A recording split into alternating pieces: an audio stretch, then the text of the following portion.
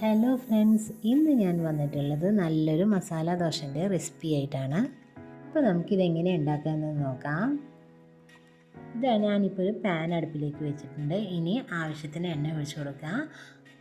എണ്ണ ഒന്ന് ചൂടായി വരുമ്പോൾ നമുക്കിതിലേക്ക് കുറച്ച് കടുക് ഇട്ട് കൊടുക്കാം. പിന്നെ വേണ്ടത് കുറച്ച് ഉഴുന്ന് കൂടിയാണ്.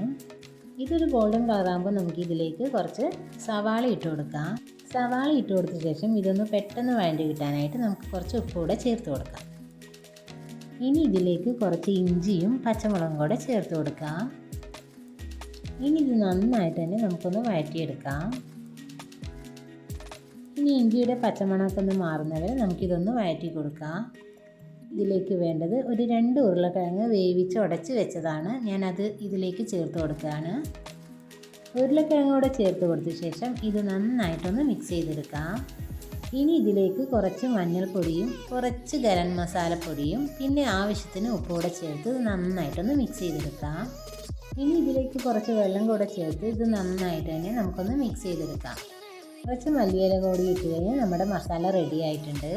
ഇനി നമുക്ക് ദോശ ചുട്ടെടുക്കാം. ദോശ നല്ല ക്രിസ്പി ആയിട്ട് തന്നെ നമുക്ക് ചുട്ടെടുക്കണം. ഞാൻ ഒരു വശത്തേക്ക് കുറച്ച് നെയ്യോടെ തൂവി കൊടുക്കുന്നുണ്ട്.